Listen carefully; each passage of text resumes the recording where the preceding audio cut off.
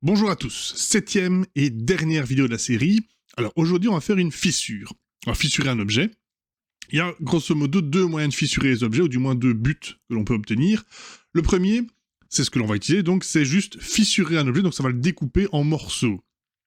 Ce n'est pas dans le but de le faire exploser. Ça c'est la deuxième possibilité, qui est un autre système, mais malheureusement qui donne très mal, j'ai essayé, ça donne très mal lorsqu'on fait une image fixe, parce que grosso modo, l'objet passe de sa forme, de l'objet, à un ensemble de gravats, mais on ne retrouve plus du tout sa forme origine, donc ce n'est pas ce que je voulais.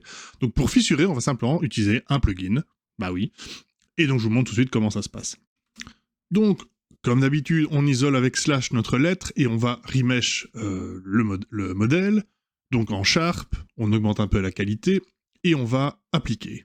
Alors là, vous dites, mais pourquoi est-ce qu'on n'a pas remesh dans la toute première vidéo? On aurait pu faire un remesh une fois pour toutes et ne pas le faire à chaque fois, mais justement, le but, c'est que chaque vidéo se regarde toute seule. Vous n'avez pas besoin de regarder la précédente ou la première pour la vidéo, sauf évidemment si vous voulez modéliser la lettre. Mais moi, ce que je vous montre, c'est, voilà, supposons que vous avez un objet un peu quelconque, peut-être bien ou pas remesh, justement, mais voilà, je vous montre toute la procédure à partir de 0. Voilà, comme ça, vous savez pourquoi je remesh à chaque fois.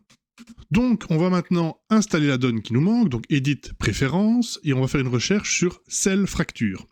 Vous cochez donc pour l'installer, et une fois que c'est fait, il est disponible. Donc, vous pouvez faire F3 sur votre modèle, retaper Cell Fracture, et cette fois-ci, donc, on a la fenêtre qui apparaît.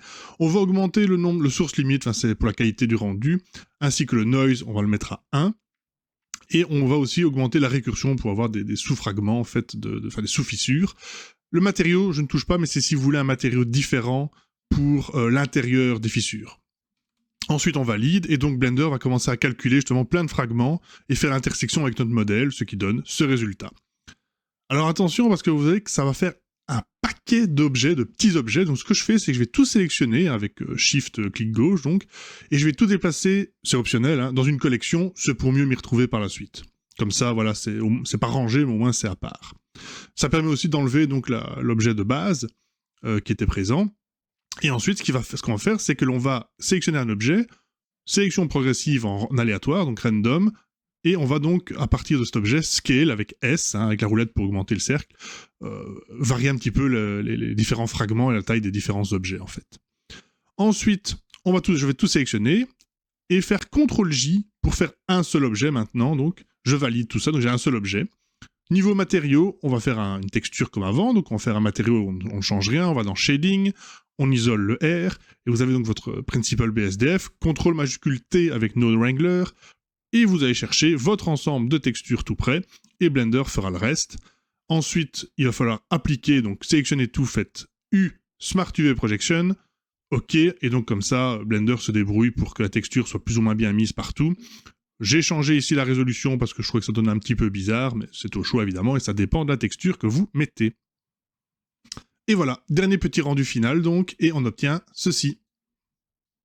Voilà, alors ce que je vous propose, c'est de vous remettre en fait l'entièreté des lettres, comme ça pour ceux qui auraient pris la vidéo ou la série en cours de route, vous avez donc peut-être pas vu la première vidéo, je vous recommande quand même de la regarder, mais voici donc toutes les lettres les unes à côté des autres.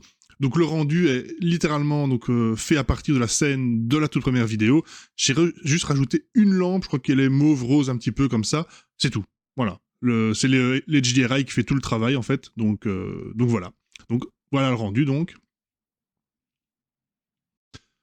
Et du coup, c'est ici qu'on se quitte sur cette petite série, vu l'approche des fêtes, donc je vous souhaite à tous d'excellentes fêtes de fin d'année, et on se retrouvera l'année prochaine, à un moment ou à un autre, pour d'autres vidéos. Et d'ici là, passez tous une excellente journée.